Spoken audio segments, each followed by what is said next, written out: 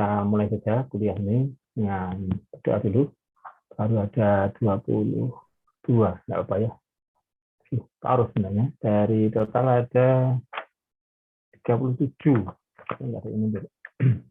Oke, kita buka dulu dengan berdoa. Kemudian yang kita pelajari pada hari ini jadi satu yang bermanfaat. Berdoa dipersilakan.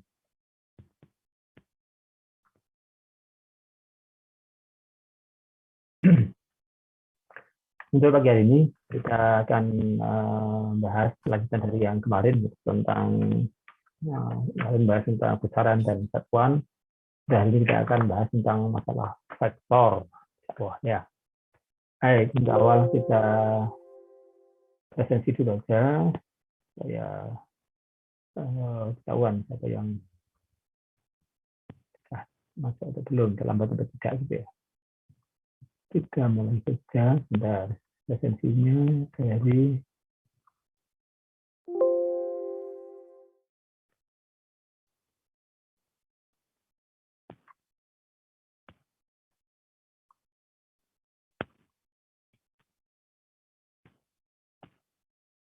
hari ini tanggal 6.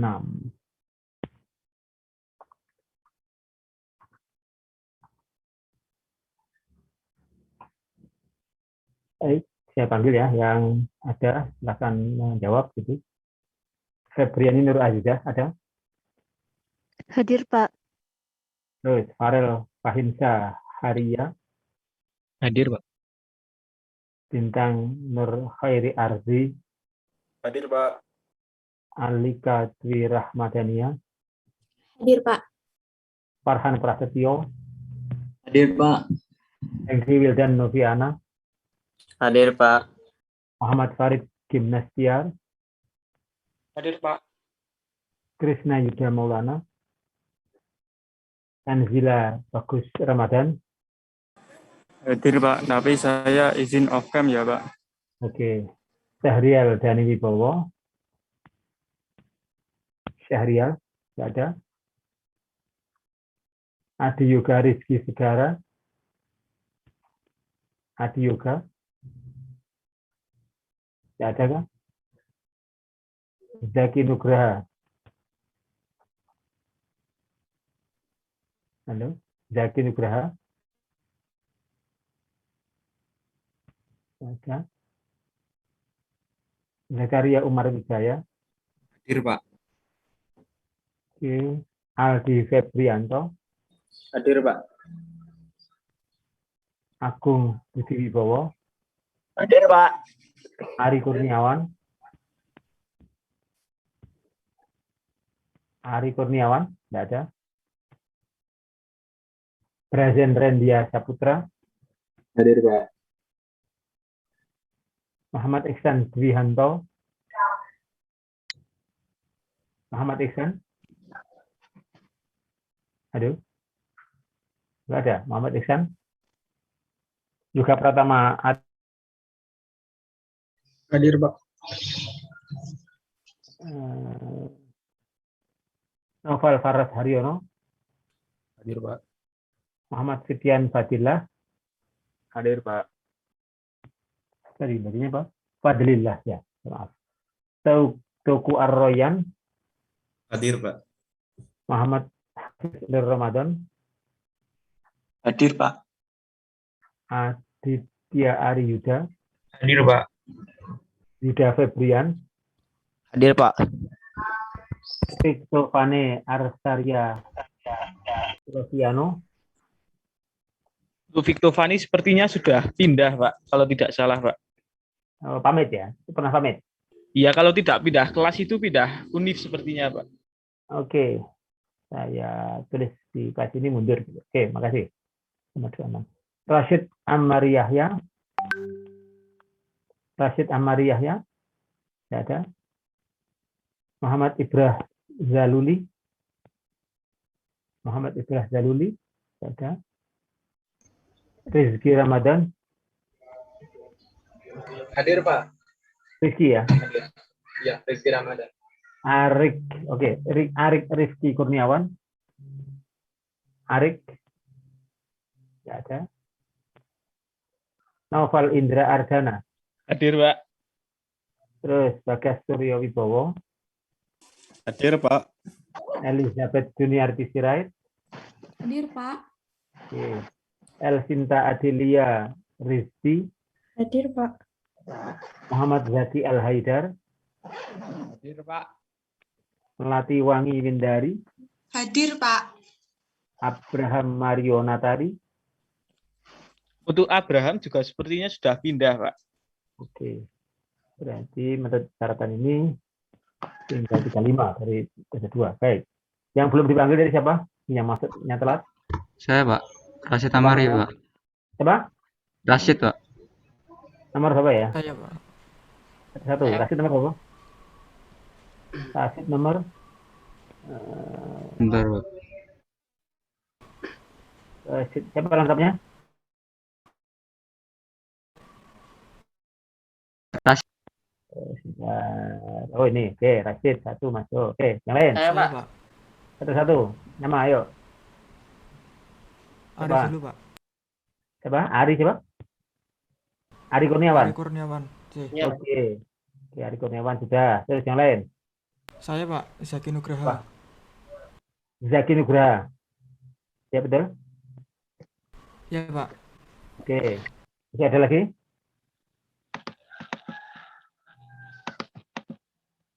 Ya, saya dari atas yang tadi saya tulis tidak hadir. Syahrial Dani Wibowo ada? Tidak ada. Adi Yuga Rizky. Adi Yuga Rizky Segara. Tidak ada. Muhammad Iksan Dwihanto. Tidak ada. Muhammad Ibrahim Zaluli. Tidak hadir. Arif Rizky Kurniawan. Tidak ada juga. Baik, tertulis di sini sudah ada. Oke, kita tunggu dulu.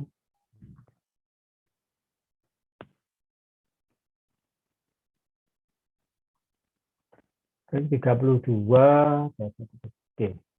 1 atau 3, ada 4 yang nggak hadir. Oke, kira-kira sudah pas. Oke, terima kasih atas kehadiran dari sekalian untuk melanjutkan kelas kita. Untuk awal ini akan mereview skill yang kemarin gitu ya. Kalau yang aku bisa menjawab gitu ya. Kemarin kita telah bahas tentang besaran dan satuan dan beberapa kaitan dengan masalah-masalah seputar pengukuran tak langsung sekali tersinggung gitu ya. Apa itu fisika dan seterusnya. Baik, kita akan tanya 1-2 pertanyaan dulu ya. Apa yang Anda masih ingat tentang besaran? Apa itu besaran?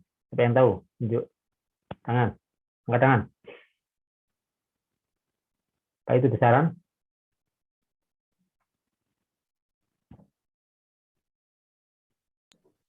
Saya, Present. Oke, gimana?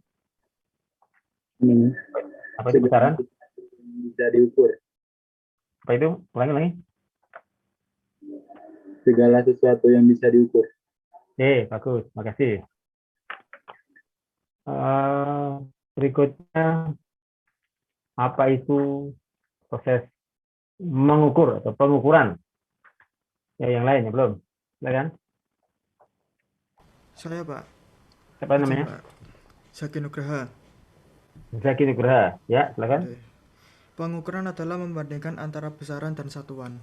Oke, terima kasih. Nah, setelah mengukur kadang kita menghadapi masalah di mana yang diukur itu mungkin sangat besar, sangat berat, sangat jauh, sangat panas dan sebagainya. Nah, apa istilahnya? Untuk apa caranya? Gimana cara umum mengukur hal-hal yang seperti itu? Pakai metode apa? Yang tahu? Saya, Pak, izin menjawab. Bagas Suryo. Oke. Silakan. Pengukuran tidak langsung, Pak. Contohnya apa, Mas? Yang mengambil contoh satu. Mengukur jarak bumi ke matahari. Oke, ya, bagus. Bagas nomor berapa ya, Mas? Nomor itu aku nggak tahu.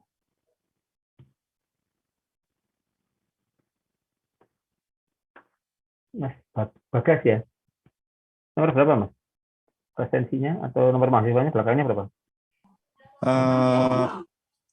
59 ya. 59 nih. Ya, makasih. Baik. Masih ada masih ingat terbahas karena ini fisika tentu penting untuk dijadikan dengan pengukuran tentang besaran satuan gitu ya. Anda bisa, kalau Anda penasaran, Anda bisa cari-cari di googling ya, gimana cara para ahli mengukur massa bumi. Ini tidak mengukur pakai timbangan, gitu. Timbangnya seberapa, yang nimbang siapa.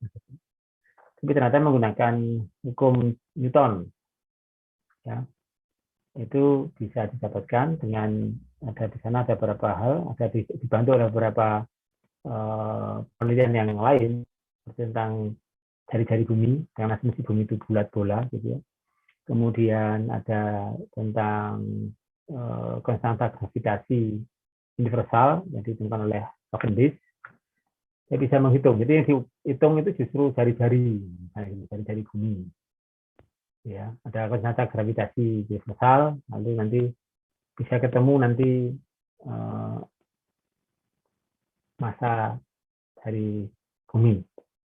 Jadi yang diukur malah enggak, mungkin bukan massa ya. Jadi seperti itu, ada aneh. Kita mengukur apalagi muatan elektron. Anda bisa cari gimana cara mengukur muatan elektron, bagaimana mengukur suhu permukaan matahari. Sama sekali tidak diukur, bukan yang diukur itu yang diinginkan, yang diukur langsung tidak. Ini diukur adalah sesuatu yang lain. Gitu. Ini pengukuran tak langsung. Tentu itu tidak memuaskan, tapi karena tidak bisa daripada tidak ada sama sekali ya tentu boleh diterima dengan syarat penghubung atau rumus-rumus yang kita pakai untuk menghitung itu memang sudah terbukti di tempat yang lain atau di dalam percobaan yang lain sehingga bisa dipakai sebagai sandaran. Gitu. Nah, nanti kalau sudah ketemu misalnya dari massa bumi, nanti dicocokkan dengan beberapa percobaan atau eksperimen lain atau rumus-rumus yang lain nanti konsisten apa enggak. Gitu. Kalau ada yang kurang cocok dikit-dikit ya mungkin karena ada kemungkinan kesalahan ukur atau mungkin kesalahan pembulatan dan sebagainya. Tapi kalau sama sekali berbeda, nah mungkin perlu diteliti lebih dalam lagi. Siapa yang harus disalahkan atau harus direvisi, gitu ya. Di pengukuran tak langsung itu wajar sekali dilakukan dan banyak sekali data yang seperti itu. Gitu. Jadi ada massa bumi, nanti ada massa elektron, massa proton, itu kan sangat kecil, ya, itu sangat jauh. Gitu. Jarak bumi ke matahari, bumi ke Pluto, misalnya gitu kan, gimana gitu. Sangat jauh. Itu mungkin satu hal yang di fisika itu menjadi penting karena kita harus kuantitatif terukur ya. Kalau ada ukurannya sama sekali hanya cerita saja namanya bukan fisika. Jadi ada ukuran itu berangkat dari proses mengukur membandingkan besaran dengan satuan. Kalau tidak bisa langsung, ya pengukuran tak langsung. Itu cukup banyak. Nah, sekarang kita tidak begitu. Kalau Anda suhu ketika pandemi ini kan pakai apa? Pakai termometer yang ditaruh di ketiak gitu kan enggak kan? Yang diukur apa itu? Pakai termometer gun seperti pistol gitu kan? Taruh di ukur suhu. Sebenarnya apa yang dibaca apa coba? Celsius. Enggak. Prosesnya itu dia baca apa kan gitu. Kan nggak nempelkan sesuatu ke tubuh untuk merasakan suhu kita kan gitu kan? Yang dibaca apa? Sensornya apa itu sebenarnya kan gitu? Kan tidak menyentuh, kok tahu suhunya dari mana ayo? Panas tidak kalau nggak nempel kan nggak tahu kan?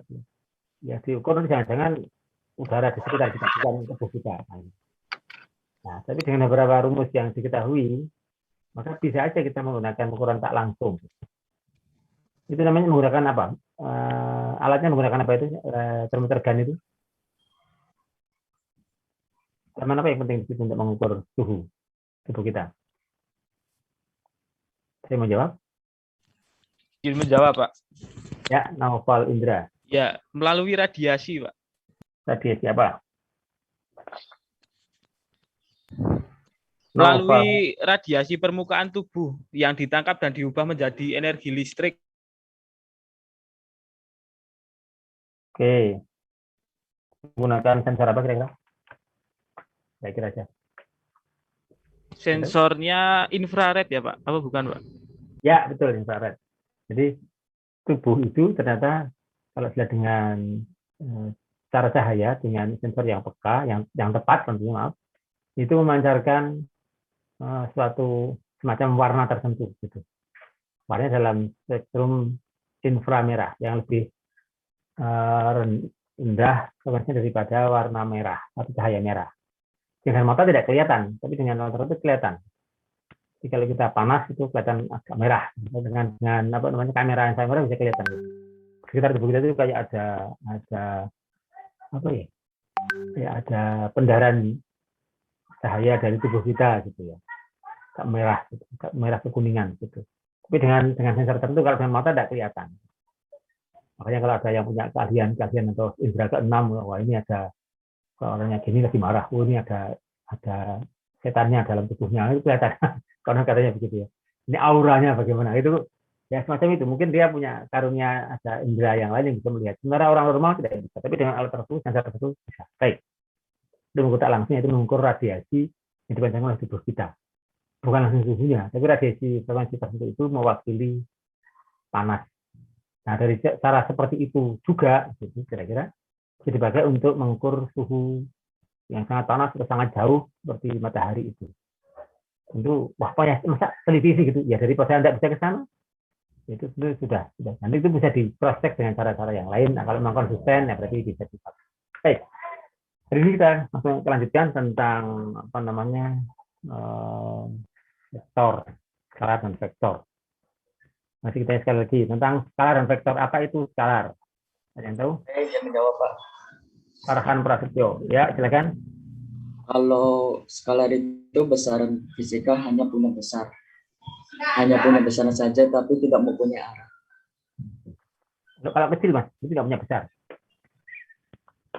Mas, gimana? Gimana, Pak? Katanya yang punya besar. Kalau yang punya kecil gimana?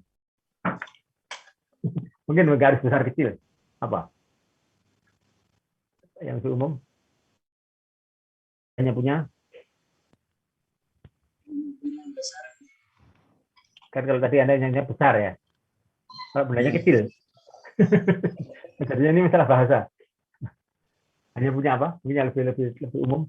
Tidak hanya besar kecil. Hanya punya sendal?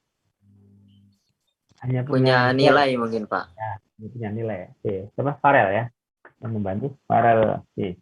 Tadi sudah betul. Farel. Bukan Pak, bukan saya Pak. Oh, siapa? Yang jawab dari siapa? Hengki, Pak. Hengki. Siapa? Oh, Hengki. Iya, Hengki. Pak. Hengki nomor berapa? Rumah apa sih? Hengki. Oh ini. Oke, makasih. Oke. Nah, terakhir sebelum kita masuk kita bahas vektor. Kalau vektor itu apa? Pak izin menjawab, Pak. Sokoroya, ya betul. Kalau vektor biasanya mengukurnya besaran sama kecepatan, Kak. Kita bukan itu. Pengertiannya, Mas. Apa itu vektor? Pengertiannya. Vektor adalah besaran yang memiliki percepatan dan arah.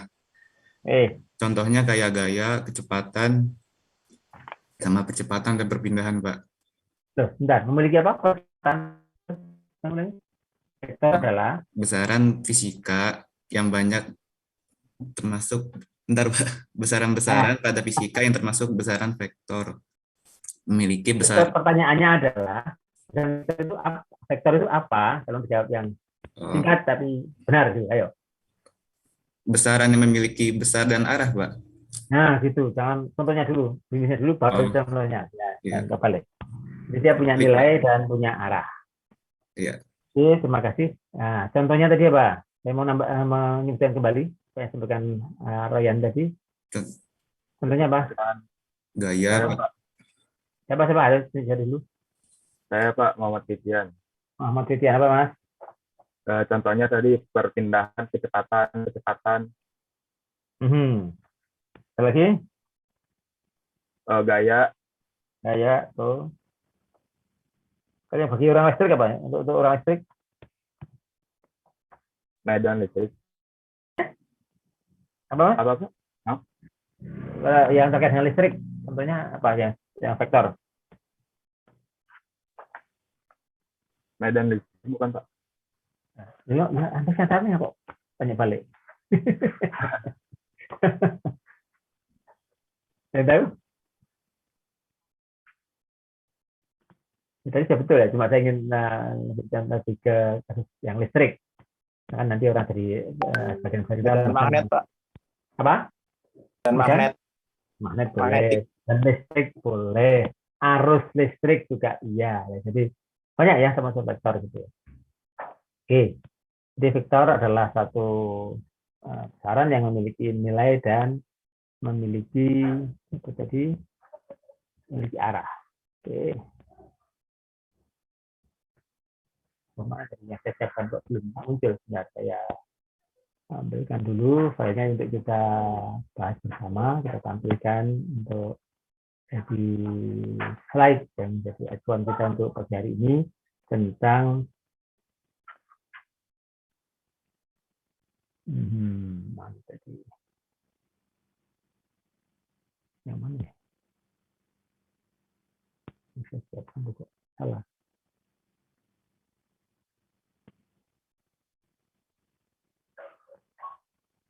Bukan ini, sudah.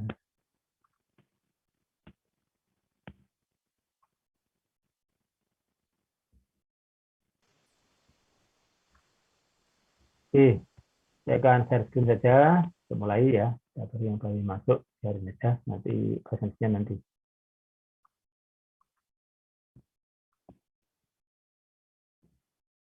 Oke, kelihatan ya? Kelihatan, Pak. Kelihatan. Oke, baik, kita mulai tentang faktor. Ini mengganggu ya, kok di sini mengganggu. Taruh di mana? Gimana cara ngecilinya? Ini bisa mengganggu. Taruh di mana sih? Ini mengecil sendiri, mau. Pindah aja ke bawah. Oke. Skalar dan vektor. Kita mulai. Besaran yang disebut skalar adalah punya nilai besar saja. Ya, punya nilai saja. Waktu, suhu, volume, laju. Laju itu besarnya kecepatan, bukan kecepatan yang ada mengandung arah ya. Besarnya saja, energi. Skalar tidak tergantung pada sistem koordinat. Jadi dia nilainya saja gitu ya. Sementara itu kalau vektor itu punya nilai dan arah. Kecepatan, percepatan, gaya. Kalau kita tadi ada arus listrik, medan magnet, medan listrik, gaya-gaya listrik yang lain ya, itu juga ada arahnya. Itu. Kalau kecepatan percepatan itu atau gaya itu kan terkait dengan mekanika ya, sementara listrik belum disinggung lah. Nah, itu saya minta tadi menyebutkan kalau listrik apa contohnya. Ya. Dari situ tergantung dari sistem koordinat kan nanti ada arahnya. Ya, itu yang perlu dipahami. Nah, menggambarkan atau penulisan notasi vektor biasanya ada panah atau kalau huruf ada panah di atasnya. Itu standarnya. Jika tidak ya mungkin ya dimaafkan. Tapi standarnya seperti itu. Nah, P, Q itu menunjukkan ada satu vektor P ke Q. P adalah titik pangkal vektor, Q adalah ujungnya vektor, tanda anak panah menunjukkan arahnya vektor. Nah, besarnya diwakili dengan panjangnya pada gambar itu. Kalau makin panjang berarti vektornya makin besar. Kira-kira seperti itu. Ini coba menggambarkan vektor dalam grafis ya, dalam gambar. Huruf tebal atau tanda panah di atasnya atau ada hurufnya miring. Tapi ini juga ya sepakatan untuk cara menuliskan supaya membedakan dengan yang lain. Oke, lanjut. Skor vektor biasanya pakai tanda mutlak. Itu juga tidak mesti ya, tapi ini nanti keterangannya apa arahnya apa enggak gitu. Lanjut. Aduh, bikin aja ya. Saya tahu nih caranya menghilangkannya gimana nih? Menyembunyikannya gimana? Menyembunyikan info ini gimana? Biasanya dulu nggak muncul. Oh, ini juga belum kita simpan ya. Kita simpan dulu, kita record dulu. Okay.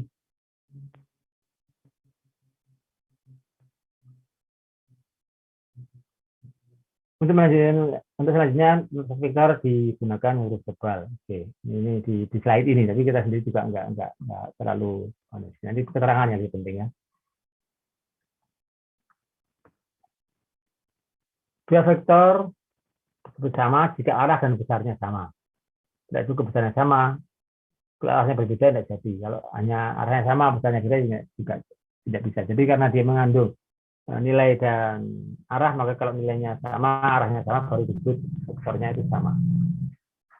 Dua vektor dikatakan tidak sama jika besarnya sama, arahnya berbeda, atau besarnya tidak sama, arahnya sama. Itu memang ya besar dan arahnya juga berbeda. Itu masuk sudah beda karena vektor mengandung dua hal sekaligus. Ya. Nah, ketika kita membahas vektor, karena kita nanti bahas tentang kuantitatif, lebih punya nilai dan nanti ada hubungannya dengan ada interaksi dengan vektor yang lain, maka ada operasi-operasi matematik, ya, penambahan, pengurangan, perkalian dan seterusnya. Operasi penjumlahan dan pengurangan vektor ada operasi perkalian. Kalau pembagian saya nggak pernah dibahas, ya.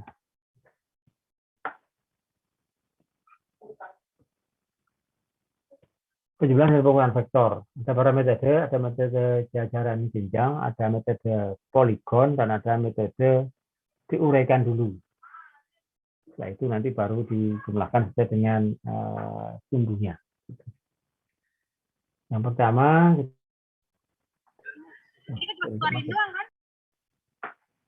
jajaran jenjang. Jajaran jenjang itu seperti apa? Kita lihat. Ya. Mohon mic-nya di-mute dulu ya, gantian aja. Halo. Jajaran jenjang, sebenarnya begini, jadi ada A dan B dijumlahkan, hanya arahnya mendatar, B yang datar. Kalau dijumlahkan, orang menjumlahkannya dengan grafis. A, kemudian B. Tolong ini bisa enggak ya? Bocornya siapa ini?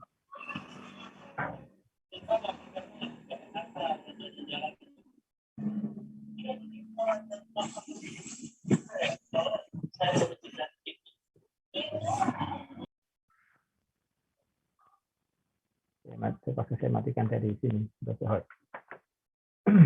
silakan gantian aja ya, kalau diminta bicara silakan bicara, tapi kalau memang tidak ya tolong dimatikan dulu.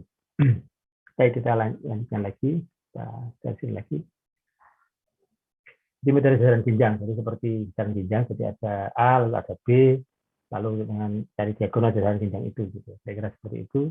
R adalah A tambah B. Kalau di yang bawah itu A dan min B adalah arahnya seperti B, tapi besarnya seperti B, tapi arahnya berlawanan dengan B, dan min B. S adalah A min B. Nah, bagaimana menggambarkannya dengan grafis? Besarnya R, jadi hitung dengan rumus. R adalah akar dari A kuadrat plus B kuadrat plus 2AB cos theta. Theta itu mana? Theta adalah sudut antara, tahu? Antara A dan B, gitu ya. A dan B, atau antara A dan min B, kalau itu min B ya. Oke, itu rumus sudah baku, kita tidak usah membahasnya di sini. Nah, dari mana itu ya? Itu mungkin orang matematik yang menemukan, katakanlah, jadi kita memakai. Oke, tidak harus semua ditanyakan di kuliah ini karena beberapa tinggal kita pakai. Nah, kadang-kadang ditanyakan cara menjawabnya juga tidak mudah dan mungkin lama juga. Jadi mungkin itu posisinya di fisika teknik itu lebih menggunakan fisika untuk teknik, bukan meyakinkan atau menemukan kembali rumus-rumus fisika dan sebagainya, bukan. Ya. Jadi posisi kita kadang-kadang hanya pakai, tidak harus menjelaskan secara sangat detail dari mana itu. Yang pertama tentang jajaran jenjang. Jika A dan B yang besar dan searah, maka tetanya adalah 0 derajat. Dengan jumlah biasa. Jika A dan B sama besar dan berlawanan arah, maka sama dengan A min B. Jika saya tegak lurus, nah akhirnya bisa dihitung berarti tadi apa? Cos-nya tadi cos 90. Nah, cos 90 derajat berapa? Ada yang tahu? Nah, kalau tadi pakai rumus ada cos theta gitu. Nah, R sama dengan akar A kuadrat plus B kuadrat plus 2AB cos theta. Kalau theta-nya 90, apa yang terjadi? Saya tahu cos 90 derajat itu berapa? 0, Pak. 0. Nah, berarti kalau membentuk sudut 90 derajat antara A dan B, tadi kan contohnya tadi, dari pinjang, maka R kuadrat, R adalah akar dari A kuadrat plus B kuadrat. Nah, seperti Pythagoras saja. Jadi tidak ada suku yang ketiga yang 2AB cos theta, tidak ada. Karena 0 cosnya, cos 90 adalah 0. Oke, kalau lebih dari 2 ada banyak seperti ini, maka bukan poligon, disambung-sambung saja. A lanjutkan B, lanjutkan C, lanjutkan D gitu ya. Jadi vektor B dipasang setelah vektor A, vektor C dipasang setelah vektor B dan seterusnya. Nanti tinggal hasilnya adalah A ujung akhir dari D. Itu nanti adalah resultan atau hasil penjumlahannya. Tadi kan di rangkaian hajar jenjang. Ya. Kalau lebih banyak lagi, maka lebih baik diuraikan seperti ini. Ada beberapa pun yang dijumlahkan vektornya, mau 100 mau 200 tidak masalah, asal masing-masing diketahui panjangnya berapa, nilainya berapa, apa arahnya kemana gitu ya, ini berapa.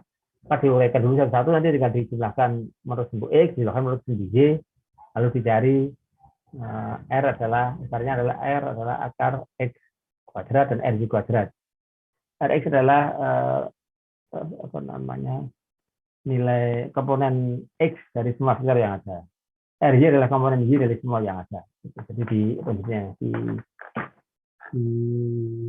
jadi A sini, A di apa namanya ini? Dari komponen X-nya, dari komponen Y-nya. Itu juga begitu, dari komponen X-nya, komponen Y-nya. Nanti langsung dijumlahkan X semua, lalu Y semua, dan menjadi Rx dan RY. Baru dihitung. Jadi namanya Rx adalah I plus Dx, dan ada C, Dx, dan seterusnya sampai sejumlah vektor yang ada. Y juga begitu, RY adalah I plus Y plus Y, dan seterusnya. Tergantung banyaknya yang mau dijumlahkan. Karena tadi ini di apa namanya, diarahkan ke sumbu, maka nanti yang adalah tinggal totalnya adalah Rx dan RY saja, maka bisa menggunakan rumus ini. Suku yang ketiga yang ada cosnya tadi tidak usah dihitung. Nanti akan 0, cos 90 adalah 0. Nah, yang terakhir adalah sudut akhirnya nanti berapa? Itu dengan itu tangan tetanya nanti akan ketemu. Kita ini adalah sudut dari sumbu X ke arah resultannya ya, bukan ke arah A atau B gitu ya, atau C, tapi ke arah resultannya. Oke, sampai di situ dulu. Ini beberapa teorinya yang terkait dengan ini, latihannya. Oh, ya, baik, ini hasilnya ganti perkalian. Sebelum kita ganti ke perkalian, karena agak sedikit lebih rumit. Ini penjumlahan dulu, kalau ada yang mau disampaikan atau ditanyakan tentang penjumlahan, masuk pengurangan vektor, dengan beberapa metode tadi, ada jenjang, ada poligon, ada penguraian ke arah sumbu X dan Y. Kalau ada Z, ya tidak masalah, dengan Z juga. Oke, sampai sini dulu untuk penjelasan pengurangan vektor. Kalau ada yang mau disampaikan, ditanyakan, silakan.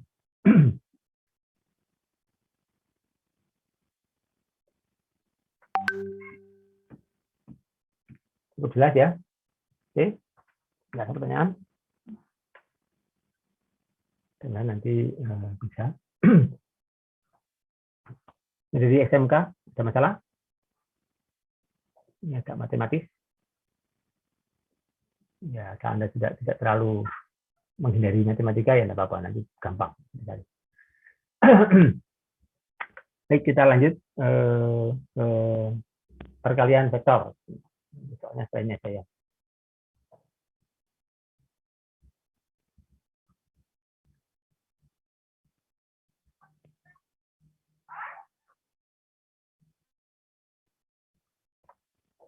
Perkalian vektor.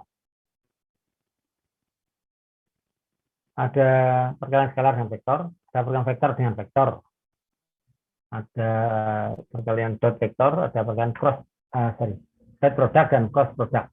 Yang perkalian dot dan perkalian cross. Yang pertama, kalau skalar dikalikan vektor, ya kan jadi vektor. Skalar itu hanya angka saja, di sini nilai, di sini kata nilai bukan besar ya, nilainya mungkin menyangkut suhu, menyangkut apa yang tidak bisa disebut besarnya ya, di nilai gitu. Jadi kalau ada bagian perkalian antara skalar K dengan vektor A, nah di situ contohnya hasilnya adalah ya dia tetap akan menghasilkan vektor mungkin dengan sekian kali lipat karena dia perkalian biasanya seperti angka ya, jadi kalikan gitu. Kalau K-nya positif berarti searah dengan A, kalau K-nya negatif berarti berlawanan dengan A. Itu prinsipnya hanya seperti itu kalau perkalian dengan skalar. Skalar itu angka gitu, vektornya berapa ya dikalikan itu misalnya jadi sekian kalinya, arahnya sama. Kalau apa namanya tandanya tadi K-nya itu itu positif berarti arahnya sama dengan A atau vektor A. Kalau K-nya negatif nanti berlawanan dengan arah vektor A. Dari sini dapat bawah ini nah, kelihatan ya. Ini A dari ini A pendek sini dengan 3, maka hasil dari perkalian ada C adalah 3A. Nanti sambungkan itu berarti menjadi 3 kali lebih besar, 3 kali lebih panjang, jadi 3 kali lebih besar nilainya dibanding yang A tadi. Gitu. Lalu perkalian skalar dan vektor ini tinggal dikalikan saja. Oke. Yang berikutnya vektor dengan vektor, ada yang disebut dot product, ada yang disebut cross product. Kalau di sini contohnya kalau perkalian antara A dan B, A dan B membentuk sudut fil gitu ya. Nah itu nanti rumusnya adalah perkalian apa namanya dot product ya, dikatakan di sebelah kanan itu C adalah A B cos theta. A mutlak sama dengan besarnya vektor A, B mutlak adalah besarnya vektor B. Kita lihat antara vektor A dan B. Oke. Untuk dot produk itu perkaliannya sifatnya kompetitif, jadi dibolak-balik tidak apa-apa. Jika A dan B tidak lurus maka hasilnya adalah 0. Jika A dan B searah maka A dan B sama dengan A kali B. Kalau A dan berlawanan maka itu sama saja dikalikan dengan min salah satu dari vektor tersebut. Perkalian seperti itu bisnisnya. Baik, sebentar, sebentar. Kita fokus sebentar, saya untuk enggak enak di pengeraan.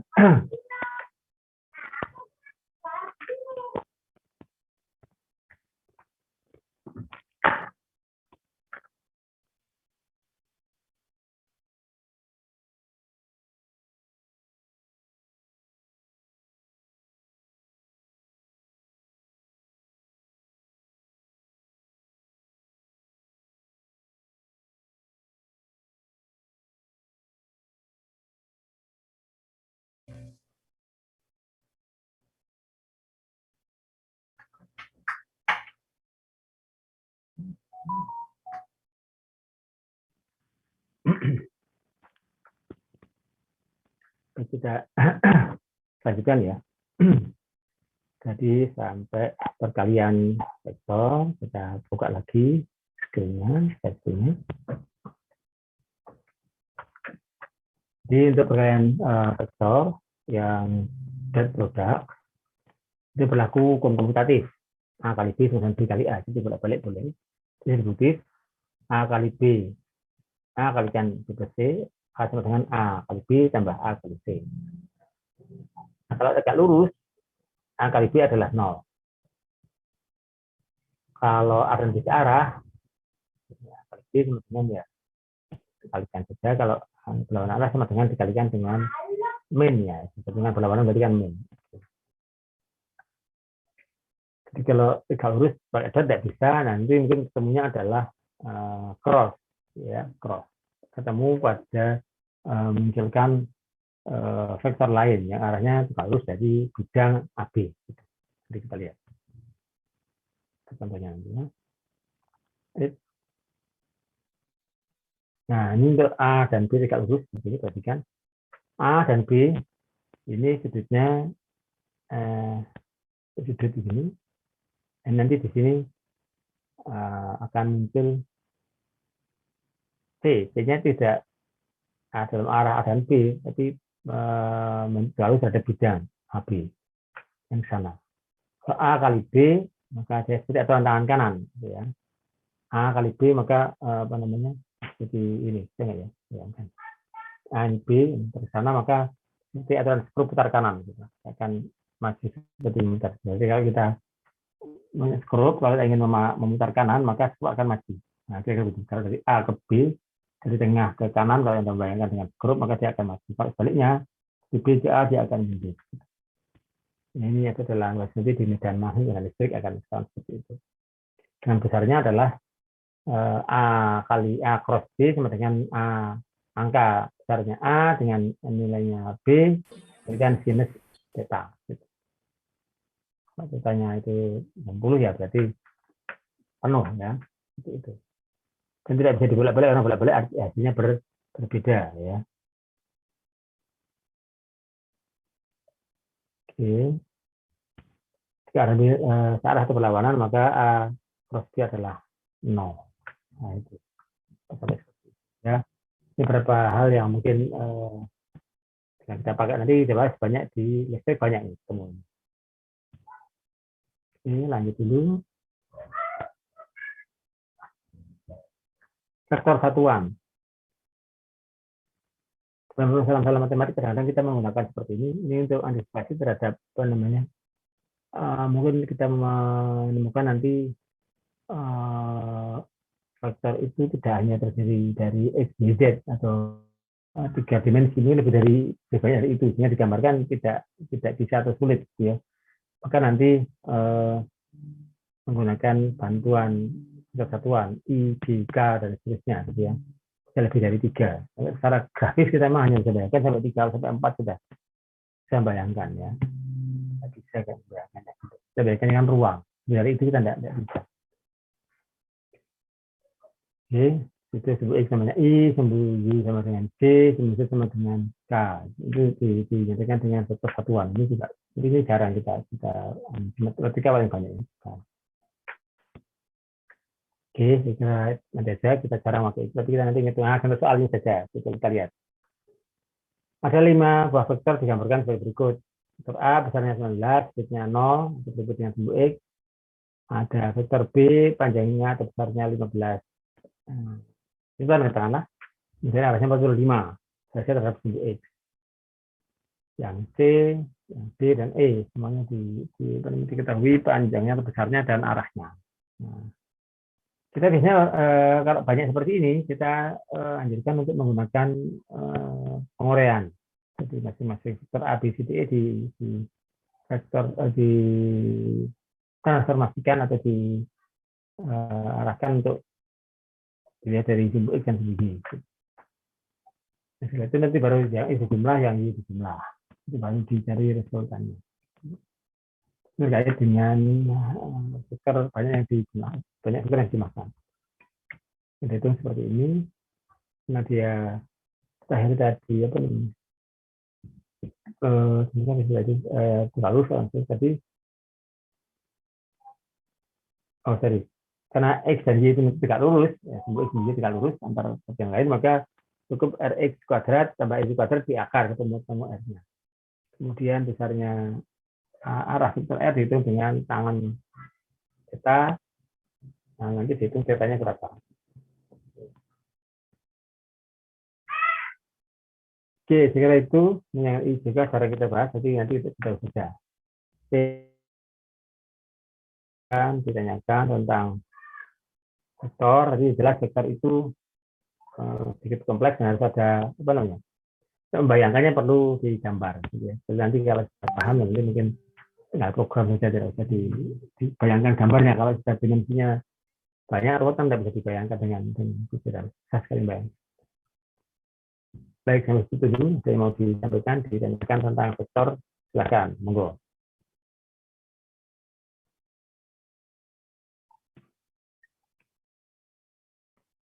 Cukup jelas. Tinggal latihan-latihan saja. Atau perlu disampaikan ada yang ragu-ragu?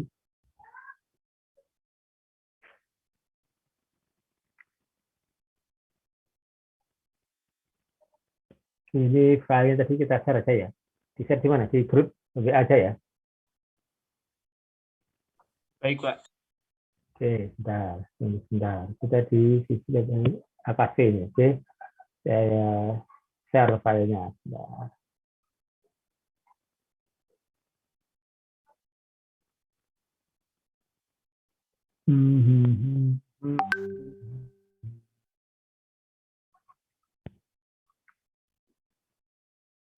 Apa tadi? Oke, salah. Apa tadi? Pencet.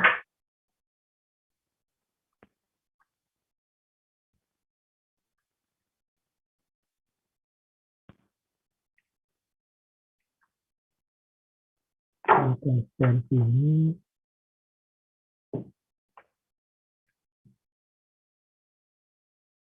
Oke, ini kayaknya.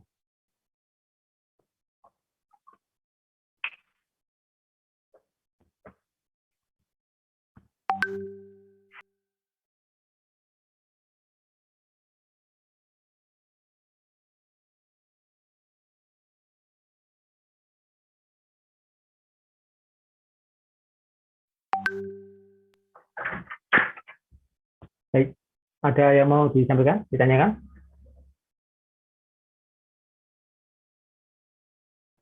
Cukup jelas?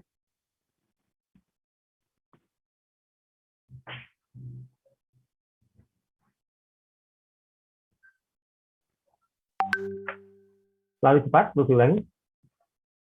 Atau sudah tahu semua dulu, karena ini mungkin sejak SMP sebagian sudah dapat ya. Jadi kalau ada yang mengatakan, Pak, saya dulu dari SMK. Berapa teman kalau tidak bisa sering bilang begitu. Padahal ya tidak menyalahkan SMK-nya atau jangan menyalahkan SMK-nya karena di SMP sebagian untuk kasus ini sudah pernah dapat sepertinya saya. Mungkin pemahaman apa di balik itu contohnya dan mungkin kurang, tapi mungkin tampilannya ada sebagainya mungkin sudah dicontohkan ke teman-teman itu misalnya sudah diberikan rumus-rumusnya sudah diberikan. Kalau tidak ada bisa latihan-latihan kan gitu ya. Karena ini perlu latihan. Beberapa teman mungkin paham. Tapi kalau tidak pernah latihan ketika ujian biasanya problemnya nanti lama meskipun open book katakanlah boleh buka buku, boleh buka website gitu. Tapi kalau waktu dibatasi, Anda tidak biasa mengerjakan, belum pernah mengerjakan bahkan ini nanti masalah. Lama ketika PD itu benar salah ya. Jadi ragu-ragu terus. Padahal waktu terus berjalan gitu. Sehingga memang perlu banyak latihan. Dan latihan itu ada banyak tentang sektor termasuk yang Saum. Kemarin yang buku Saum sudah pernah saya kasih belum ya? Tapi ini Inggris ya, kalau yang punya saya ini Inggris, bukan dalam bahasa Indonesia. Indonesia juga mungkin sudah ada, tapi file-file yang tersedia di internet biasanya dalam bahasa Inggris. Anda tertarik baca bahasa Inggris sekalian dengan untuk buku-buku atau untuk bahan-bahan materi yang relatif sudah familiar, kira cocok untuk mengasah bahasa Inggris Anda dengan misalnya buku-buku fisika yang relatif tidak terlalu sulit bahasanya karena mungkin sebagian sudah tahu isinya, kita kontennya sudah tahu, juga bisa memaksakan untuk membaca dengan berbekal pengetahuan tentang itu. Itu tidak masalah. Kalau belum tahu sama sekali, perlu bahasanya baru, wah itu sangat sulit. Network bahasanya bahasa Inggris. Google itu ditanyakan gitu. Tapi kalau fisika kan harapannya tidak terlalu sulit. Jangan fisika modern misalnya kita tahu fisika yang mungkin advance gitu ya. Ini kan fisikanya mirip fisika SMA gitu ya, mirip. Any question? Pak, izin bertanya. Silahkan, monggo. Febriani, saya catat. Nanya, saya catat ya. Nomor berapa, Pak? Bentar. Nomor 1. Oh, Absen nomor 1. pertama. Ya, makasih. Untuk bagian yang cross product, yang kaidah tangan kanan masih belum paham, Pak. Oke, ini mah Kak bayang sih. Iya. Terima kasih, Pak. Anda coba ya, sambil saya sampaikan Anda mencoba sendiri. Karena kalau saya tidak punya kamera yang bagus untuk bisa menunjukkan atau tidak punya video yang bagus ya. Jadi misalkan ini ada tangan kanan ada jari tengah, jari penunjuk dan jari. Ya. Nah, kalau ada teman-teman yang coba mungkin yang sering buka skrup untuk masang skrup mungkin agak mudah.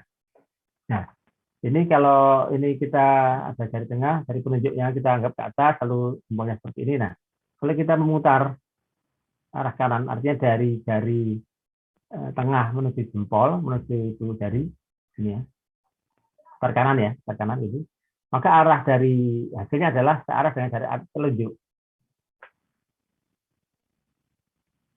Nah, gitu. Jadi dari tengah ke dari ibu jari, arahnya yang kita kalikan itu ya. Dari jari tengah tersebut A, ibu jarinya B. Kita mengalihkan antara A dan B. Nah, jadi kita lakukan proses putar kanan. Nah, gitu. Maka arahnya bukan sebidang dengan A dan B atau ibu jari ini, tapi arahnya tegak lurus, jadi seperti arah dari telunjuknya. Nah, kalau yang bayangkan pakai skrup, nah teman-teman yang cowok mungkin yang sering skrup, kita mutar skrup itu kan putarnya kanan ya. Skrupnya kita putar kanan supaya maju. Nah, nanti ujungnya skrup kan maju. Nah, itu seperti arahnya. Nah, tapi kalau dibalik, ini dari sekarang dari jempol, dari ibu jari ke jari tengah putarnya, masih akan turun, putarnya ke bawah. Tambah ruwet lo enggak? Asas putar kanan atau skrup putar kanan gitu ya.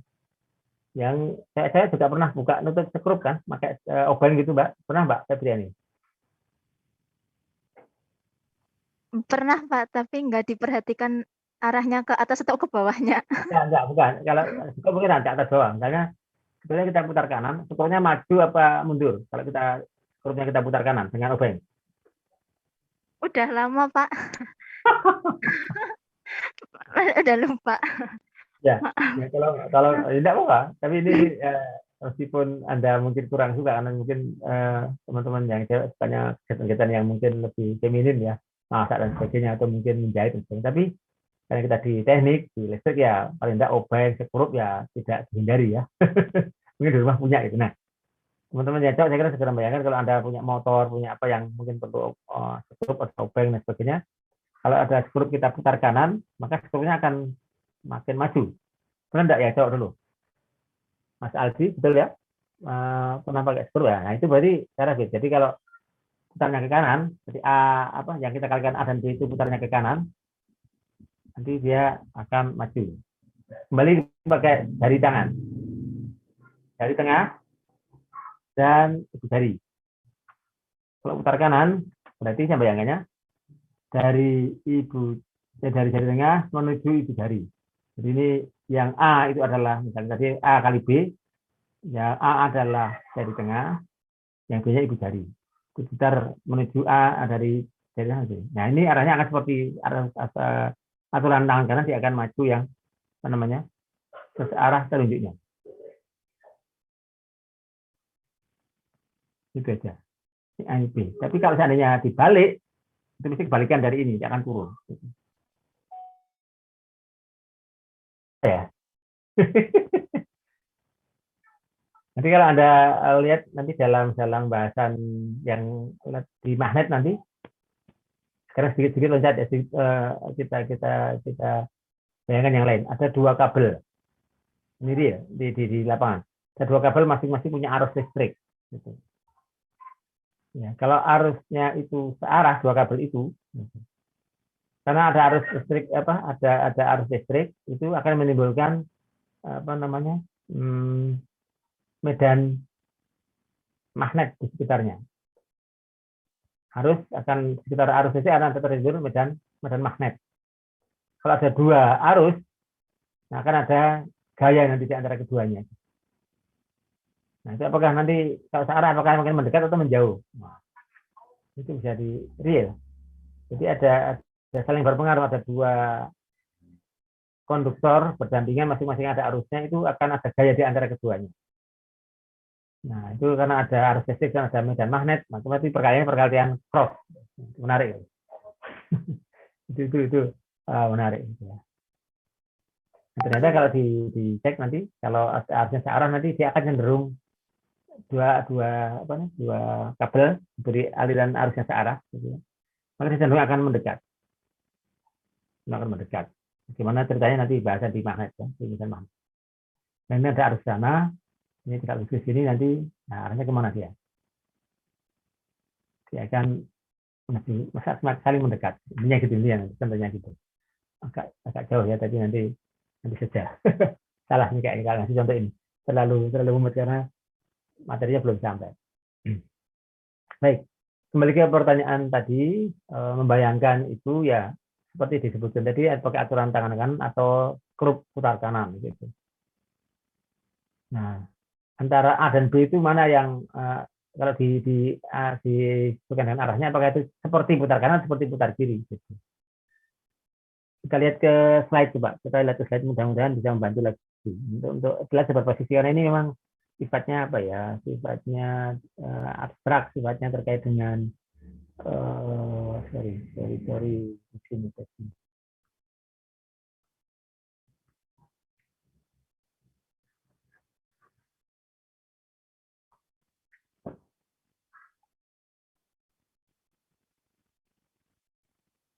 kalau di ini kita besarkan ya, kita besarkan yang ini, kita jalankan, kita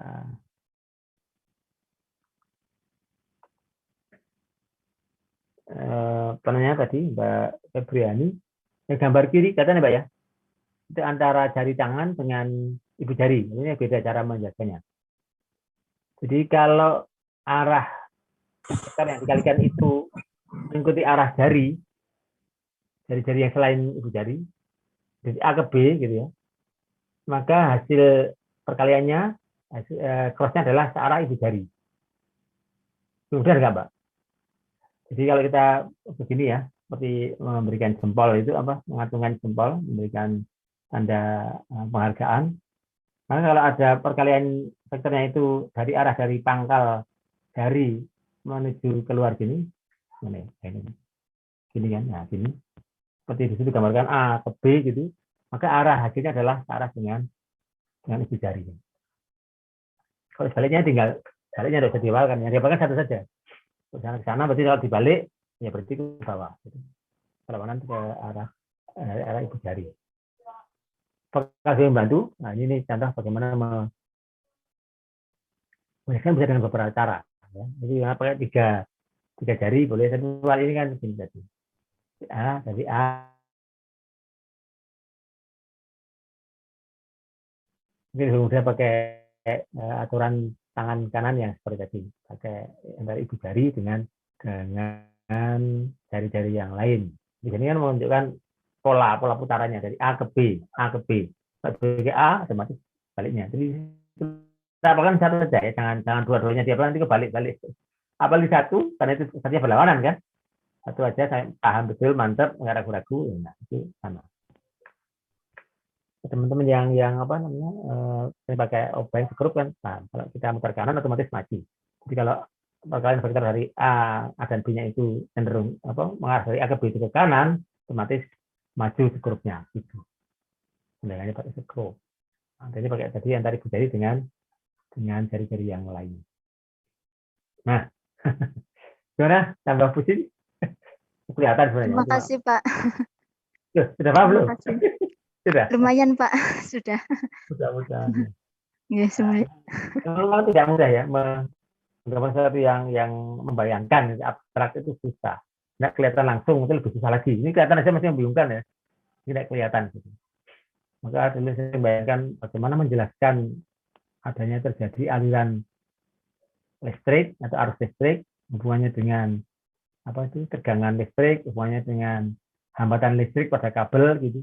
Ini bagaimana hubungannya gitu. Ada yang usul itu bisa digambarkan dengan aliran air sungai. Jadi ada selisih tinggi antara hulu dan hilir, lalu ada kecepatan arus sungai gitu. Kayaknya lebih mudah nih kayaknya, bisa digambarkan dengan itu. Tapi bisa jadi masalah juga kalau misalkan kita ketemu orang yang tidak pernah lihat sungai gitu. Teman-teman yang bertahun-tahun dia tinggal di gurun, tidak ada sungai gitu kan. Yang ada hanya oase, itu kan bayangkan sungai susah gitu. Sungai itu apa tuh Pak? Waduh, saya bayangkan itu mudah jadi malah sulit bagi dia. Jadi kita menjelaskan dengan analogi-analogi hal yang lebih mudah dipahami, yang sudah lebih dikenal itu caranya menjelaskan memang begitu. Tapi kalau ada yang sampai keliru artinya ternyata yang diajak ngomong itu nggak tahu tentang analogi itu ya bodoh tambah ruwet. Dia analogi hanya cocok untuk yang sudah familiar dengan analoginya itu. Cerita tentang sesuatu bandingkan dengan beberapa pohon-pohon yang ada di gunung. Teman-teman yang tinggal di pantai nggak pernah pohon itu ya bingung. Baliknya juga di situ. Saya tinggal di Wonosobo dulu masih kecil, di daerah pegunungan. Tentang laut, ya ke laut cuma pantai cuma sekali-sekali, nggak pernah lihat hewan-hewannya juga. Biasa ngobrol tentang hewan laut tidak tahu. Jadi ini kan cara menjelaskan dibantu dengan analogi-analogi itu bisa membantu dengan syarat.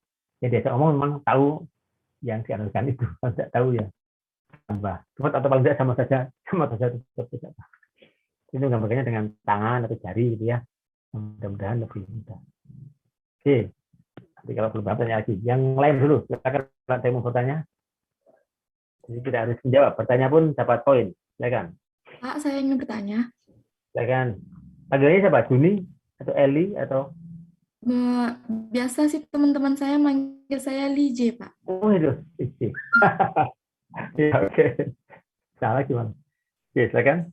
Pak, saya ingin bertanya tentang sifat-sifat perkalian titik yang jika A dan B berlawanan arah, kenapa yang negatifnya di A? Apakah bisa yang di negatifnya di B, Pak? Oh, kalau dot ya, perkalian titik ya. Kalau perkalian titik itu dibolak-balik sama komutatif. Itu yang B-nya boleh saja, tidak masalah. Ya, jadi kalau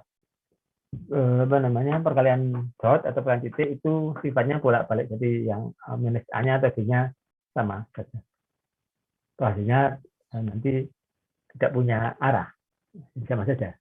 Tapi kalau yang cross, kalau dibalik arahnya terbalik, oh, nggak boleh, nggak jadi bolak-balik. A kali B tidak sama dengan B kali A, cross ya, untuk yang cross.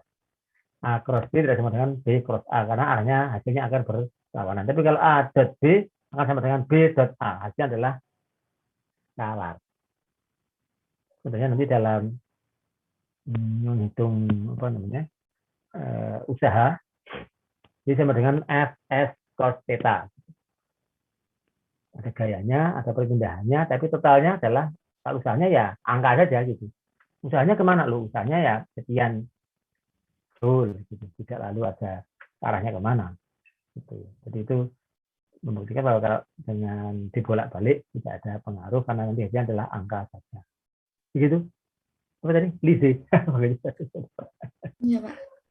Oke, terima kasih ya, Pak. Ya. Oke, yang lain silakan. Farhan mau tanya? Iya, Pak. Oke, Farhan. Ini Pak, terkait dengan metode dari penjumlahan dan pengurangan kan ada jajaran genjang, poligon, sama uraian. Nah, kalau misalkan mengerjakan soal gitu, bagaimana kita menentukan cara metodenya? Bagaimana kita mengenali itu, Pak? Untuk kita itu menggunakan metode jajar genjang atau poligon atau uraian gitu. Oke, terima kasih. Terima kasih, Pak. Ya, terima kasih. Ini pertanyaan yang membantu mengarahkan. Jadi kalau hanya 2 pakai jajar genjang bisa. Kalau sudah 3 ruwet. Kalau lebih dari 2 pakai poligon. Tapi poligon itu ruwet kalau dia ruwet karena dia harus berbasis kepada grafis, bener-bener harus ada gambarnya. Gambar beneran, gambarnya skalanya harus persis. Gitu. Tidak bisa dikerjakan dengan komputer, harus digambar. Gitu. Banyak yang akan besar sekali, tidak praktis. Nah, yang paling adalah diuraikan. Ya, cara sumbu X, Y, atau kali 3 dimensi X, Y, Z, dan seterusnya. Karena secara matematik itu mau dibuat dimensi berapapun tidak masalah, karena yang itu komputer nanti. Jangan kita ingat dong, kalau sudah banyak itu pusing. Bayangannya itu susah apalagi ngitungnya gitu kan. Nah, kalau diuraikan nanti dijumlahkan sesuai dengan sumbunya.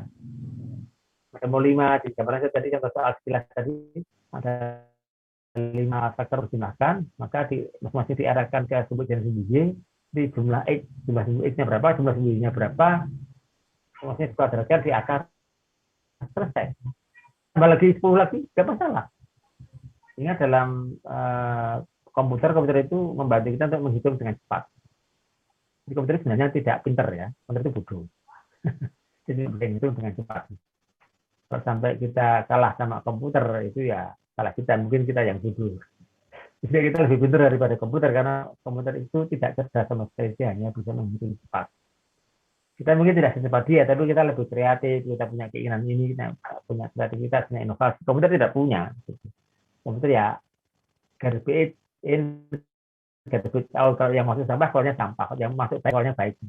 Dia tidak bisa memfilter sendiri, itu tidak bisa. Entah kalau ketika nanti komputer tambah pintar ya bisa melawan penggunanya gitu. Atau bisa dengan rekomendasi bagi penggunanya, itu sudah mulai cerdas. Dan ketika itu dia protes, mas jangan gitu pak, ini gini gitu. Jadi ada dialog seperti itu, berarti sudah agak pintar. Gitu ya. Dengan pintarnya karena diajari oleh si pembuatnya gitu ya, bukan karena pintar sendiri. Gitu. Itu. Jadi kembali ya diarahkan dalam kuliah ini adalah diarahkan untuk agar menggunakan pola yang penguraian, bukan yang karena itu catatan untuk yang dua, bukan untuk poligon karena berarti harus menggambar, benar-benar digambar dengan gambar yang tepat, bisa ngabisin banyak kertas kalau jumlahnya banyak. Nah, kita menggunakan penguraian, dan penguraian itu nanti bisa dibuat menjadi programmable, jadi dibuat program aplikasi oleh komputer yang berapapun dijumlahkan atau bahkan mungkin nanti dikalikan tidak begitu masalah. Asal sudah diuraikan dulu, nanti komputer terima sudah setengah jadi, tinggal hitung saja, yang mesti cepat.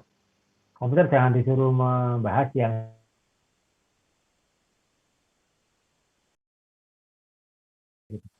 maksudnya kadang-kadang cepat ambil keputusan, tapi komputer cepat belum tentu menang dengan komputer, jarang yang selesai. Tapi komputer asal semua bisa diangkakan, dibuat program, bisa dibuat angka, maka yang sifatnya mungkin abstrak sekalipun, insya Allah lama-lama bisa. Gitu. Komputer suruh memahami perasaan orang, intonasi ngomong yang kurang pasti gitu. Ini boleh atau enggak? Ya terserah. Terserahnya boleh, terserahnya marah. Kadang-kadang nggak jelas ya. Tapi manusia pun segera paham. Oh, tadi konteksnya tadi lagi marahan. Nanti kalau terserah ya jadi masih marah gitu. Bisa menduga begitu ya. Dan biasanya benar gitu. Kita bisa lihat sambil lihat. Nah, tinggal bagaimana saya bilang terserahnya sambil diem atau sambil cuek apa sambil agak cemberut atau bahkan mungkin tersenyum gitu ya. Nah, nanti terserahnya itu artinya apa? Kita bisa segera tahu. Komputer perlu diajari dulu, dan mungkin perlu butuh waktu lama untuk bisa memahami ini apa maknanya gitu. Sama-sama kata terserah maknanya apa. Komputer akan lambat ya, seperti itu. Nah, tapi kembali tadi kalau suruh menghitung, oleh karena itu diupayakan agar dibuat menjadi diuraikan ke arah sumbu-sumbu yang ada, tinggal jumlah, mau dikuadratkan, kan komputer lancar jaya, cepat gitu. Begitu arahnya, meskipun ada 3 tadi disampaikan, arahnya nanti kita akan bahas menggunakan yang diuraikan ke sumbu Y. Ya, yang lain jelas ya. Oke, silakan. Recording in progress. Jadi belum direkam. Ya. Oke. Lagi yang mau disampaikan, ditanyakan, silakan. Pak, izin mungkin saya Pak. Rizky Ramadan, benar. Rizky Ramadan, oke, saya temukan. Ini Pak. Ya. Yang operasi matematika vektor yang bagian uraian ini itu kan Pak di contoh itu kan terhadap sumbu X positif. Maksudnya itu kan contohnya itu berarti contohnya itu di kuadran 1 ya Pak. Okay. Itunya kalau diibaratkan di tabel itu misalkan kalau bentuknya negatif rumusnya itu jadi berubah.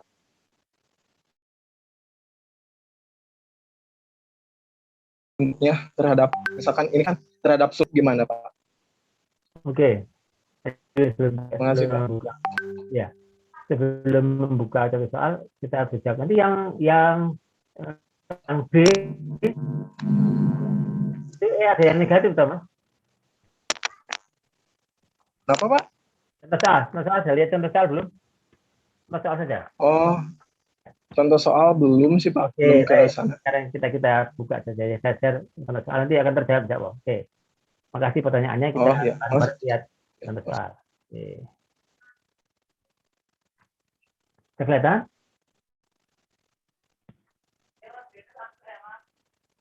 Jadi seperti Mas apa tadi sudah yang bertanya? Rizky Ramadan ya? Kelihatan Mas?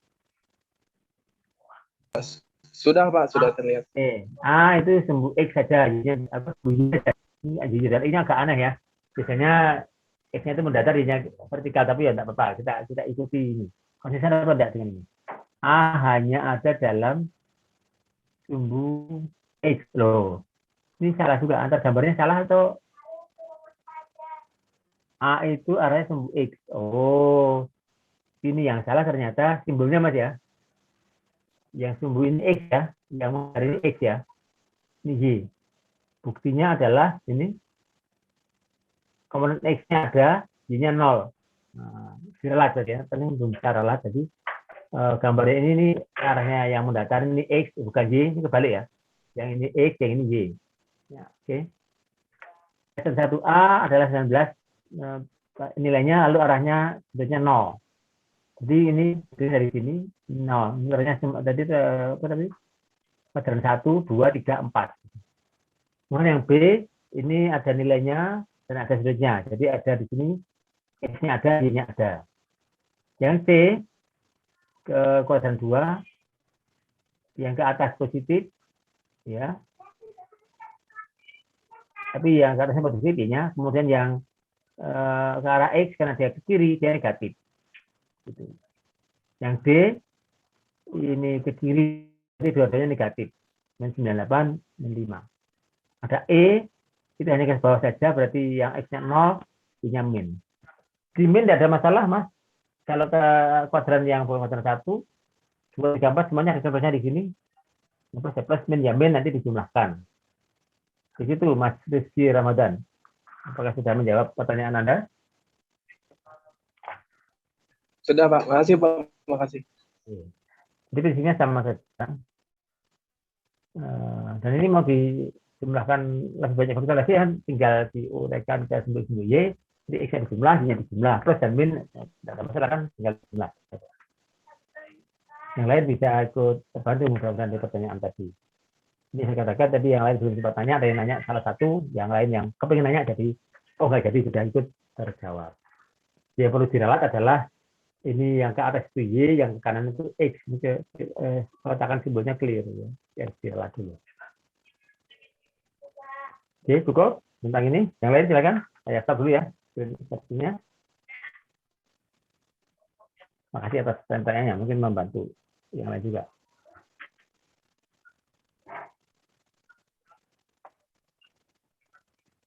Bisa saya print, jadi kalau Anda tanya tinggal saya cari siapa yang nanya.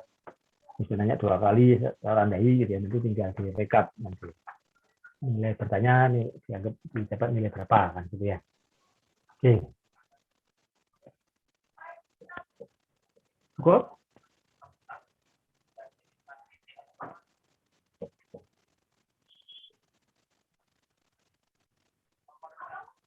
Oke. Perlu kita berarti bahwa sekali lagi dalam beberapa besaran ada yang vektor, ada yang skalar. Dalam aspek tadi yang skalar ya ada banyak, yang vektor ya ada banyak. Dua-duanya tentu harus dibagi posisinya masing-masing. Kalau skalar ya tinggal dijumlahkan dikalikan apa, misalnya tinggal angka dikalikan angka ya, kalikan tidak ada masalah. Tapi kalau vektor karena itu ada nilai, ada arah, lah ya, karena menyangkut arah maka cara menjumlah, cara mengalikan itu harus hati-hati betul. Ingat jangan sampai keliru nanti dalam soal. Ya. Kalau menjumlah tidak bisa lagi dijumlah, tapi harus diuraikan dulu ke sumbu-sumbu Y dan sebagainya sesuai dengan saran arahnya masing-masing. Kalau dikalikan lebih kompleks lagi. Gitu ya. Jadi kalau itu diperhatikan betul kalau kita menghadapi soal-soal terkait dengan vektor. Nah, dia memang sama sekali berbeda, menjumlahkan, mengalikannya berbeda, hasilnya berbeda prosesnya. Cukup ya? Kalau cukup kita bisa sedikit mengantar ke yang berikutnya. Jadi ini hanya tulis matematik sebenarnya. Jadi buku matematisnya untuk mengingatkan Anda bahwa ada yang namanya vektor. Nanti ngitung-ngitungnya menggunakan pola-pola penghitungan vektor. Itu saja sebenarnya. Nanti kalau latihan, sebenarnya latihannya lebih cocok kalau dengan masalah yang lebih real. Masalahnya angka-angka, tapi oh ini benar-benar ada muatan begini, ada muatan di sini, nanti gayanya kemana gitu ya. Dan seterusnya nanti. Nah, misalnya dengan vektor juga, misalnya nanti kita ingin membuat suatu partikel melayang-layang di udara, tidak terpengaruh gravitasi bumi. bisa tidak itu. Kita ingin misalnya naruh satu benda kecil gitu, lalu dia tidak jatuh ke bumi dengan pengaruh listrik. Itu bisa kita mengatur seperti itu. Atau bahkan membelokkan semacam cahaya itu biar belok.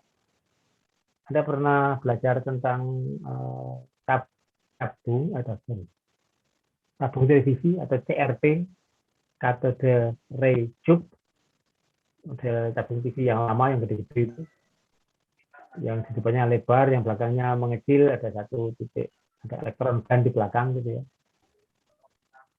Ada yang pernah belajar itu? Teman-teman yang pernah belajar tentang apa itu isi dari tabung yang untuk televisi model kuno? Pakai tidak pakai pernah. Pernah, Pak. Itu di belakang itu elektron gunnya satu apa banyak? Elektron untuk menggambar gambar di layar itu sumbernya satu apa banyak?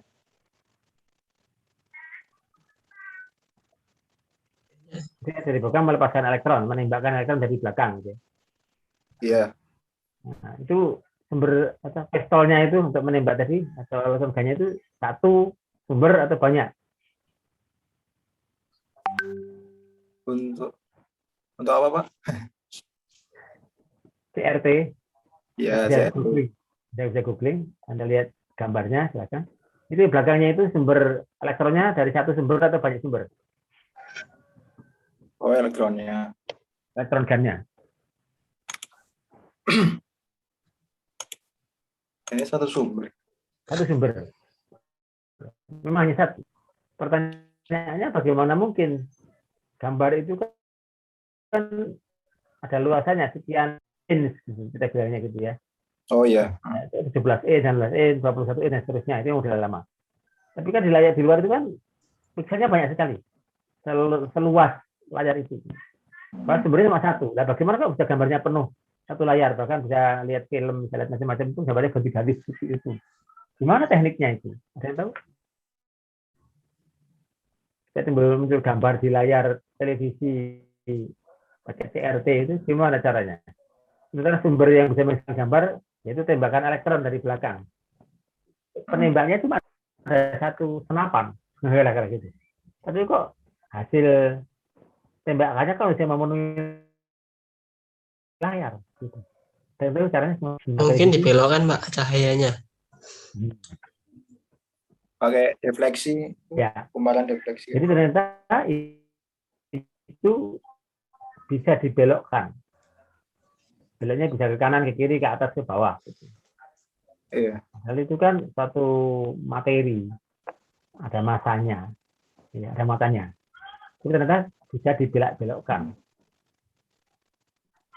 Nah, nanti juga satu ketika Anda itu satu ketika juga bisa juga elektron itu, katakanlah semacam elektron itu, atau mungkin minyak kecil-kecil yang disemprotkan itu, diberi muatan listrik, dia bisa belok-belok, dia bisa dibuat mengambang di udara, tidak jatuh. Dia punya massa, tidak terkena gravitasi bumi. Iya. Kalau gravitasi itu sebenarnya kan percepatan gravitasi. G kecil itu kan percepatan gravitasi. Kalau percepatan punya arah enggak? Mas Efektor bukan percepatan? Masuk, Pak. Termasuk. Jadi arahnya kemana kalau gravitasi? Percepatan gravitasi arahnya kemana?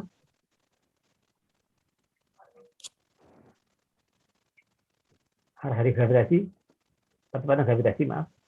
Itu arahnya kemana?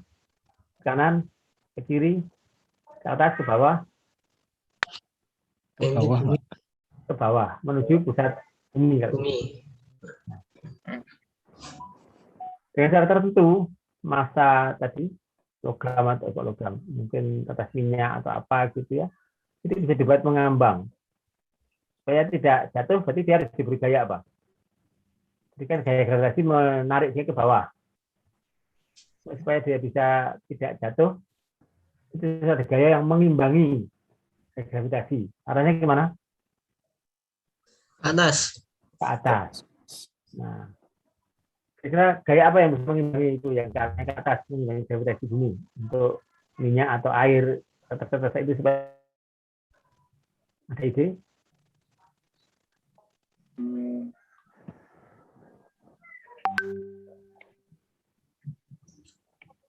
Ini beda ya.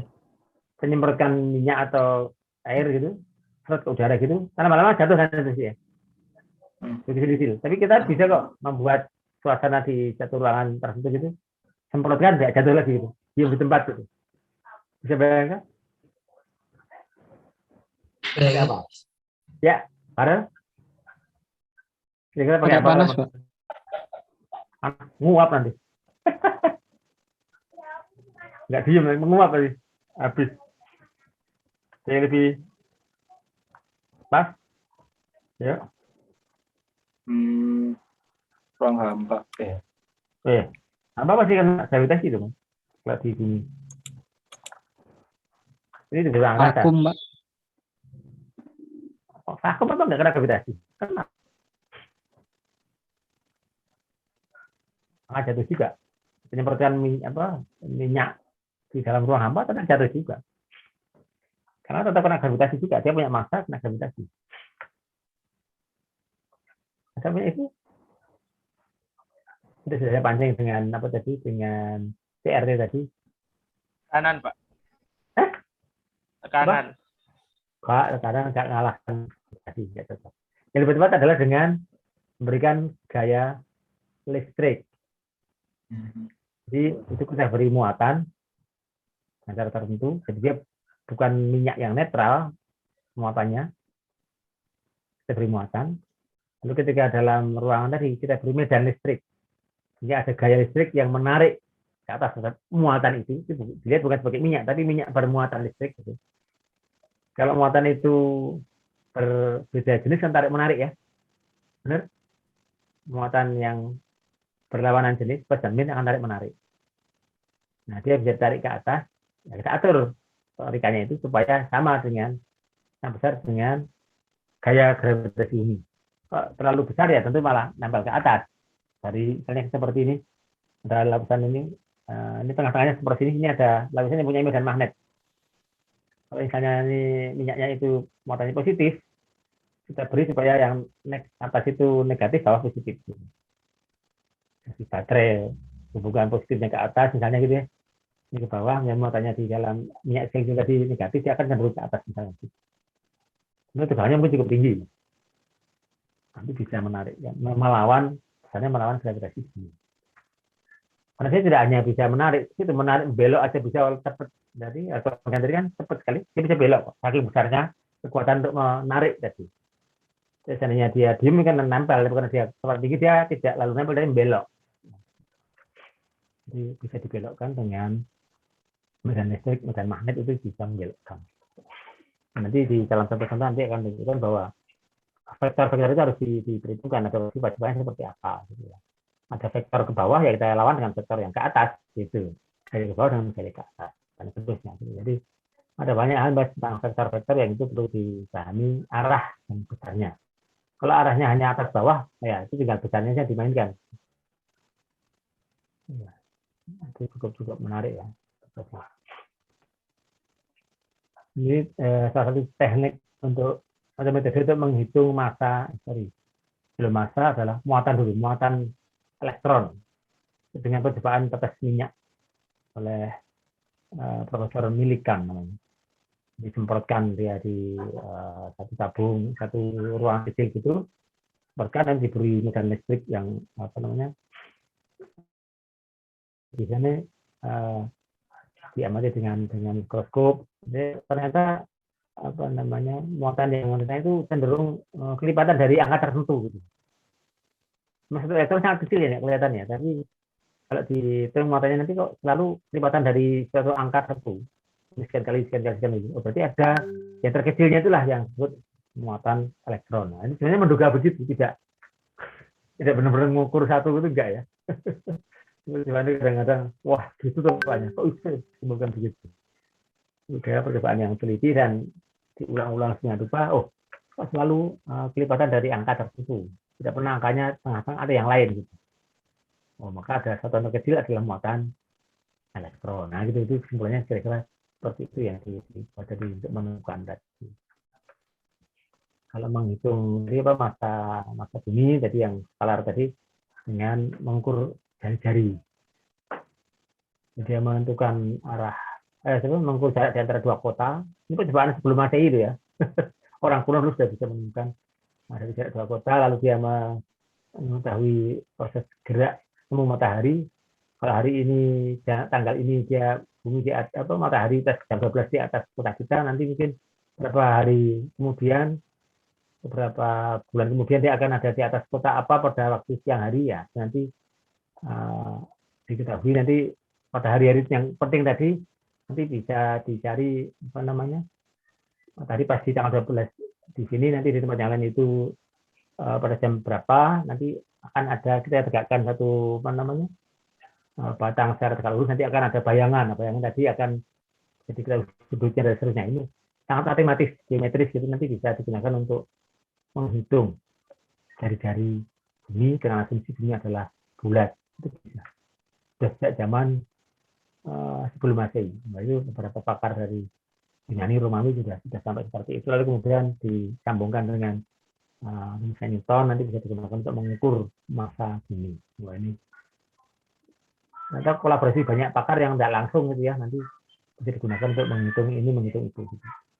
Kalau saya tadi perhatikan ke arahnya juga. Silakan yang mungkin penasaran dengan apa tadi, kepo dengan cara menghitung, cara mengukur yang aneh-aneh tadi, silahkan cari di googling. Ada banyak saya menemukan gitu, Anda bisa belajar. Pun tidak sangat paham, tapi kan tidak penasaran, Anda bisa sedikit terobati gitu.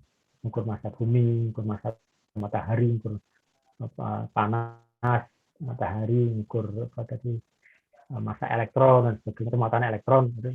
Itu banyak cara yang dilakukan. Dan ternyata setelah saling cross check, yang beberapa metode yang agak berbeda, hasilnya mendekati. Maka dianggap itulah yang diterima sampai saat ini. Tentu satu ketika ada yang lebih teliti, ya harus direvisi, ya tidak masalah. Gitu. Para pakar tidak merasa malu, gitu. Karena mereka sudah menemukan dengan cara yang ya sudah maksimal, menurut dia waktu itu sudah ketemu, dan akhirnya diakui oleh para murid-muridnya dan teman-temannya, ya sah ilmunya itu, tidak sia-sia. Itu ketika dikritik lalu harus ditinggalkan, ya tidak masalah juga.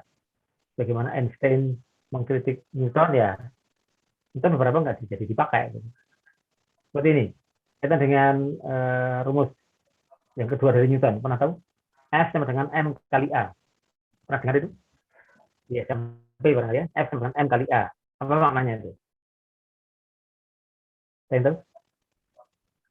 Apa itu? Nanti apa rumusnya tidak paham maknanya itu. S sama dengan M kali A itu artinya kalau ada massa, kita beri gaya, atau kita tarik dengan gaya tertentu, maka benda tadi akan mengalami percepatan sebesar A. Sekali lagi, F sama dengan M kali A itu artinya, kalau kita punya ada benda bermassa M, katakanlah satu kotak di atas lantai gitu, kita tarik dengan gaya F, maka dia akan mengalami percepatan sebesar A. Kalau kita ingin lebih cepat lagi, maka kita tambah gayanya, gitu. Bisa lagi. Tambah cepat lagi, gitu. Kita kira gitu ya. Pertanyaan yang agak kritis adalah, kalau itu ditambah cepat terus gitu, atau ditambah besar gaya terus gitu, apakah satu ketika kecepatannya dari pertama diem ya, akan mencapai atau bahkan melampaui kecepatan cahaya. Ingat kecepatan cahaya berapa? Kecepatan cahaya di udara berapa? Belum pernah tahu?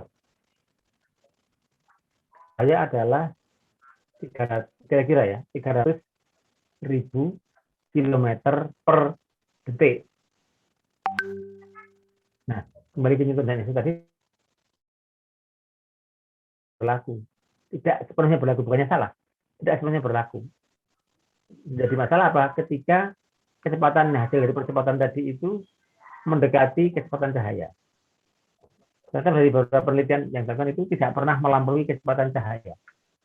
Bahkan ketika sudah mendekati cahaya, rumusnya harus berubah. Harus diubah supaya sesuai dengan fakta. Nah, maka untuk benda-benda yang sebenarnya mendekati kecepatan cahaya, rumus Newton maaf tidak berlaku. harus ganti rumus yang ditawarkan oleh Einstein.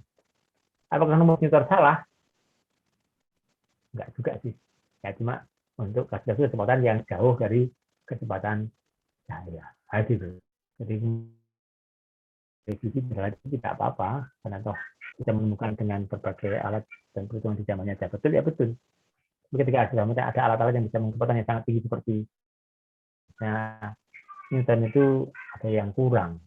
Perlu ditambahi dengan yang ada dalam perhitungan hasil pemikiran di Einstein itu bukan sama sekali salah ternyata. Jadi ada kondisi-kondisi yang mana ini masih berlaku, kalau yang nanti dilanjutkan harus ganti dengan metode atau rumus yang lain. Gitu.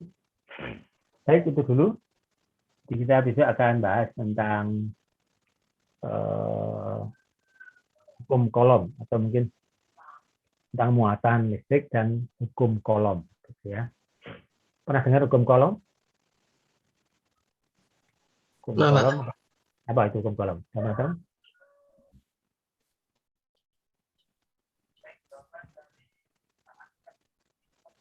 Hukum Coulomb itu mencakup tentang gaya di antara dua benda bermuatan. Kalau muatannya sejenis dia tolak menolak, muatannya berlawanan dia tarik menarik. Terus besar gaya di antara keduanya itu sebanding dengan besar muatan listrik masing-masing benda berbanding terbalik dengan kuadrat jarak di antara kedua benda bermuatan tersebut. Ini bisa dipelesetkan untuk manusia, jadi pelesetan saja tidak posisi. Ya, gaya itu bisa diterjemahkan misalnya rasa cinta di antara dua makhluk ya, itu sebanding dengan rasa cinta masing-masing dan berbanding terbalik dengan jarak rumah di antara keduanya. Gitu. Kalau sejenis tolak menolak harusnya ya. Kalau belum jenis tarik menarik. Gitu. Ini ya hanya pelesetan saja. Untuk mengingat supaya tidak keliru, dan kita perlu cari yang bisa diingat. Gitu ya. Kalau sejenis harusnya tolak menolak ya, tidak saling mencintai seperti yang lawan jenis beda. Gitu. Jadi bersahabat saja boleh ya. Tapi kalau yang lawan jenis ya itu bisa saling mencintai. Paling dengan rasa cinta masing-masing dan berbanding terbalik dengan kuadrat jarak di antara rumah keduanya gitu katanya. Baik, itu sedikit saja untuk gambaran. Kita akan membahas itu besok, dan itu sudah di sana akan banyak vektor-vektor menunggu kita untuk menghitung dengan cara vektor. Baik, akan kita akhiri sebentar lagi. Ada yang mau disampaikan, ditanyakan, silakan. Masih ada?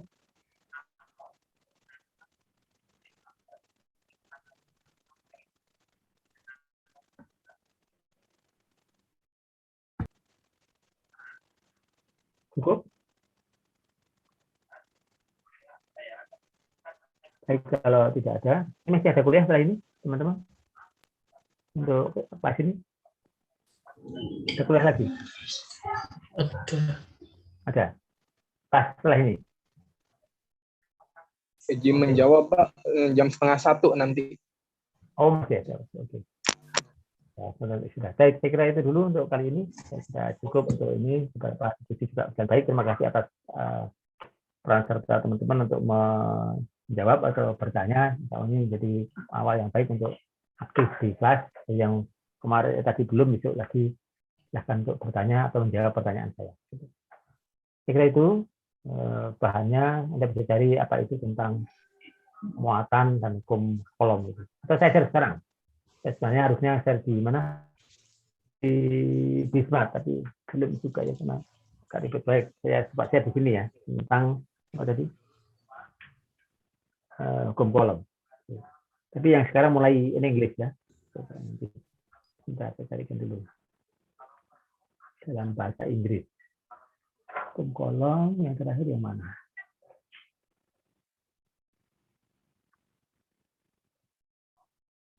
Ini ya, oke. Nah, saya share di grup ya. Bahan untuk ini akan dibaca-baca. Nanti untuk kita ketemu di pertemuan minggu depan, insya Allah. Saya siapkan tapi dalam bahasa Inggris.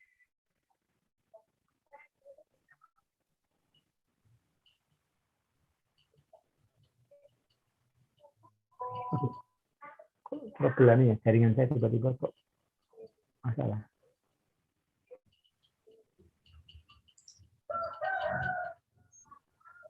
Mohon maaf, belum bisa terkirim, ini masih muter-muter ya. Tiba-tiba WA-nya problem. Baik, saya kira itu dulu. Akan ditunggu nanti, mudah-mudahan terkirim. Kalau nanti gagal terkirim, saya kirim ulang. Cukup ya. Mari kita akhiri saja dulu untuk kuliah kita pada siang hari ini dengan doa syukur. Mudah-mudahan kita pelajari bermanfaat. Berdoa dipersilakan. Kalau ada kurang saya mohon maaf. Assalamualaikum warahmatullahi wabarakatuh. Waalaikumsalam warahmatullahi wabarakatuh. Terima kasih, Pak. Terima kasih, Pak. Pak.